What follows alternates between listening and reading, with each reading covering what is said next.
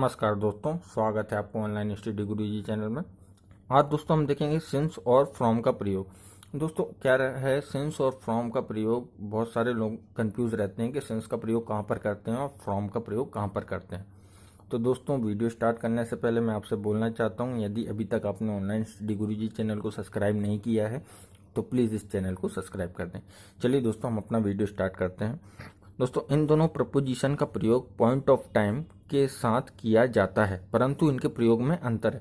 दोस्तों दोनों प्रपोजिशन का प्रयोग पॉइंट ऑफ टाइम के लिए किया जाता है, परंतु इनके प्रयोग में अंतर है। देखते हैं यहाँ पर। सिंस का प्रयोग हम पास्ट टाइम का भाव व्यक्त करने के लिए करते हैं। सिंस का प्रयोग दोस्तों जो हम है पास्ट टेंस का भाव व्यक्त करने के लिए, पास्ट टाइम यानी जो हो चुका है उसका भाव व्यक्त करने के लिए करते हैं। प्राय इसका प्रयोग परफेक्ट और परफेक्ट कंटिन्यूअस के साथ होता है। मतलब जो परफेक्ट टेंस है, जैसे पास्ट परफेक्ट हुआ, प्रेजेंट परफेक्ट हुआ और पास्ट परफेक्ट कंटिन्यूअस हुआ और प्रेजेंट परफेक्ट कंटिन्यूअस टेंस हुआ, इनके साथ हम सिंस का प्रयोग करते हैं। इसकी पहचान आप देख लीजिए, हैज़, हैव और हैज़ बीन और हैव बीन, इन शब्दों का प्रयोग जिस वाक्य में रहता है वहाँ पर हम सिंस का प्रयोग करते हैं। तो यहाँ पर एक उदाहरण से समझते हैं। I have been writing since morning. तो यहाँ पर सिंस का प्रयोग किया। मतलब कोई भी सेंटेंस अगर प्रेजेंट परफेक्ट में है, पास्ट परफेक्ट में है, प्रेजेंट परफेक्ट कंटिन्यूअस में है या पास्ट परफेक्ट कंटिन्यूअस टेंस में है, तो हम वहाँ पर सिंस का प्रयोग करेंगे। तो आई होप दोस्तों आपको यहाँ तक क्लियर हो गया होगा। अब आगे देखते हैं। परंतु फ्रॉम का प्रयोग दो पॉइंट ऑफ टाइम के भाव को व्यक्त करने के लिए किया जाता है। परंतु दोस्तों फ्रॉम का प्रयोग दो पॉइंट हो जाते हैं, यानी कोई मंडे से लेकर ट्यूसडे। तो दोस्तों फ्रॉम का प्रयोग दो टाइम, जहाँ पर दो टाइम दिए हों, दो पॉइंट ऑफ टाइम दिए हों, उसका भाव व्यक्त करने के लिए किया जाता है। यहाँ पर उदाहरण से देखिए दोस्तों, he was absent from Monday to Friday. मतलब दो टाइम है, मंडे है और एक फ्राइडे है। इसी प्रकार अगला देखिए, we work here from 8 AM to 8 PM। यहाँ पर भी दो टाइम है, 8 बजे सुबह और 8 बजे शाम को। तो दोस्तों फ्रॉम का प्रयोग इस टाइप से किया जाता है। अब आगे देखते हैं दोस्तों, फ्रॉम के कुछ अन्य प्रयोग और देखते हैं। यहाँ पर आपने सिंस देखा था, सिंस का प्रयोग हमने किया था परफेक्ट और परफेक्ट कंटिन्यूअस टेंस में, परंतु दोस्तों फ्रॉम का प्रयोग बाकी सभी टेंसों में किया जाता है। और यहाँ पर फ्रॉम के कुछ अन्य प्रयोग भी हम देखेंगे, और जो फ्रॉम का प्रयोग है सभी टेंसों में किया जाता है। अब यहाँ पर देखते हैं पहला क्या है। फ्रॉम का प्रयोग सामान्यतः से के अर्थ में अलगाव, स्थान से अलग होने के भाव को अभिव्यक्त करने के लिए किया जाता है। उसको उदाहरण से समझते हैं। He has come from Mumbai. मतलब कोई वस्तु जैसे पेड़ से पत्ते गिर रहे हैं, अलगाव स्थान से अलग होने के भाव में, स्थान से अलग हो रहा है उस भाव में हम फ्रॉम का प्रयोग करते हैं। जैसे he has come from Mumbai, मतलब वो मुंबई से आएगा। मतलब कहाँ से अलग हो रहा है? मुंबई से। इसी प्रकार देखिए, the fruit have fallen from this tree. मतलब जो फ्रूट्स हैं वो पेड़ से गिर रहे हैं। इसी प्रकार से रहेगा।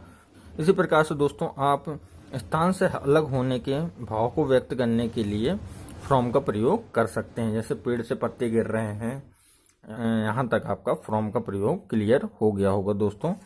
अब अगला है, दूसरा पॉइंट है, फ्रॉम का प्रयोग से के अर्थ में टाइम, समय के भाव को अभिव्यक्त करने के लिए किया जाता है। दोस्तों प्रेजेंट, पास्ट और फ्यूचर टाइम को अभिव्यक्त करने वाले शब्दों के पहले होता है। दोस्तों जैसे ही मैंने आपको पहले बताया था, सभी टेंसों के साथ फ्रॉम का प्रयोग होता है। प्रेजेंट, पास्ट और फ्यूचर टाइम को अभिव्यक्त करने वाले शब्दों के पहले होता है। तो यहाँ पर देखते हैं, Mukesh will come here from Sunday next. मतलब मुकेश यहाँ पर नेक्स्ट संडे आएगा। दोस्तों सिंस का प्रयोग हमने कब किया था? पहले के समय, यानी पास्ट भाव को बतलाने के लिए, पास्ट यानी पहले के समय या पास्ट टाइम को बतलाने के लिए किया था। परंतु फ्रॉम का प्रयोग हम प्रेजेंट, पास्ट और फ्यूचर टाइम सभी को अभिव्यक्त करने के लिए करेंगे। Mukesh will come here from Sunday next. मतलब मुकेश नेक्स्ट संडे को यहाँ आएगा। तो यहाँ पर फ्रॉम का प्रयोग है। I attend the meeting from morning to evening. यहाँ पर भी फ्रॉम का प्रयोग है, दो शब्द हैं, एक फ्रॉम है और एक इवनिंग है। तो यहाँ पर भी फ्रॉम का प्रयोग करेंगे, दो समय हैं, एक मॉर्निंग है और इवनिंग है, तो इसके लिए भी हम फ्रॉम का प्रयोग करेंगे। He will teach the student from 10 AM, मतलब वो 10 बजे से स्टूडेंट को पढ़ाएंगे। यहाँ पर भी हमने फ्रॉम का प्रयोग किया।